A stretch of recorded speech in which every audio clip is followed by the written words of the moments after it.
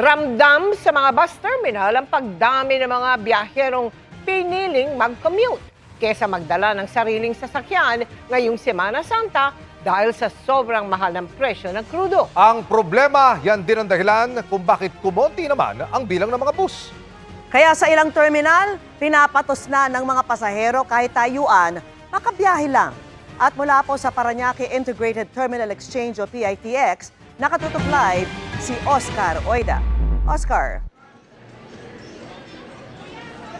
Yes, Mel, Emil, Vicky, as of 5 p.m. ay umabot na sa 134,000 ang paserong naitala dito sa Parañaque Integrated Terminal Exchange at posible daw umabot pa yan ng kulang-kulang 200,000 ngayong araw.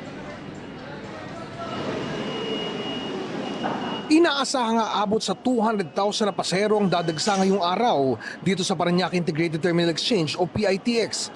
Ito'y sa gitna ng inaasahang pagdami lalo ng mga bibiyahe ngayong Semana Santa. So nakita natin talagang sumisipa yung bilang ng mga pasero natin.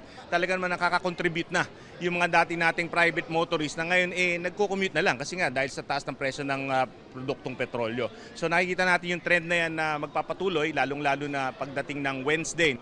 Isa sa kanila si Liza na minabuting sumakay na lang ng bus kesa magdala ng sariling sasakyan. Yung gastos po sa gasolina kasi hindi na natin alam kung magkano pa magtataas ang gasoline. Every week nagtataas eh. Tapos at the same time, yung hassle na pagpunta mo dun sa area we're in, katulad sa Baguio, napaka-traffic. Dagdag po yun. Kaya kahit standing room na lang, talo-talo na. Papatusin ko na para at least, total, hanggang Imus lang naman. Mas pinaigting naman ang pinapatupad na seguridad sa terminal.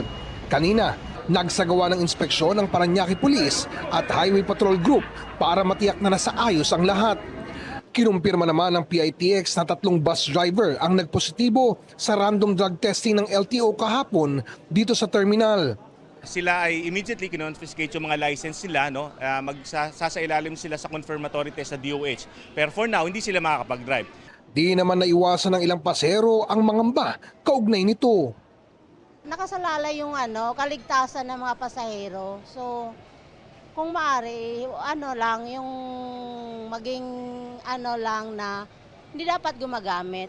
Siyempre hindi po normal yung pag-iisip ng gano'n pagka nagpapasipids ng gano'n. Sana wag na silang palalo pag mga biyahe, wag silang gumagamit ng droga. Magkaroon sila ng peace of mind na we're doing all the necessary checks, no? Hindi lamang doon sa sasakyan, kundi pati sa driver para tiyakin na tama, nasa kondisyon parehas. Sa kabila naman ng babala ng LTFRB laban sa mga di-otorisadong pagtataas ng pasahe sa mga bus, hanggang kanina, may namomonitor pang kaparehang issue ang pamunuan ng PITX.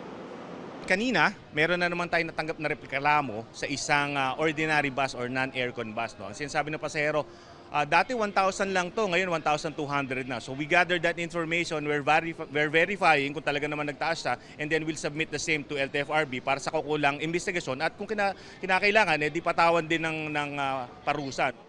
Sa iba pang terminal sa may EDSA Pasay naman, dagsa na rin ang mga biyahero. Pero kumpara umano dati na mayat maya ang alis ng mga bus, ngayon hindi na po siya katulad dati na makakasakay ka kaagad. Ngayon hindi, kailangan pa maghintay bago ka sumakay. Tapos marami pang bit-bit yung iba. Hinihintay na kasing halos mapuno ang mga bus bago lumarga. Marami kasi sa mga kumpanya ng bus, nagbawas na umano ng biyahe sa mahal ng diesel. Dati 60 ho yun mahigit, ngayon 40 na lang po. Baka magbawas pa po yan, gawa ng nagtaas na naman ang diesel. Dagsari ng mga pasahero sa ilang terminal ng bus sa Sampaloc, Maynila. Karamihan sa mga biyahe rito ay pa Ilocos at pa Cagayan Valley. Sa ngayon po, fully book na po lahat yung trip natin hanggang gabi po. Pero po yung mga day trip po natin, yung mga wala pang reservation, magdadagdag po tayo niyan pag makita namin na marami pang pasahero na nag-aabang na walang reservation po. Marami na ring pasahero sa mga terminal sa Cubao, Quezon City. Samantala, balik tayo dito sa may PITX. Ayon sa pamunuan ng PITX ay sa Wednesday nila inaasahan ang pinakadagsa ng mga pasahero na posible raw mahigitan ang mahigit sa 200 pasaherong naitala noong nakaraang taon. Vicky? Maraming salamat sa iyo, Oscar Oida.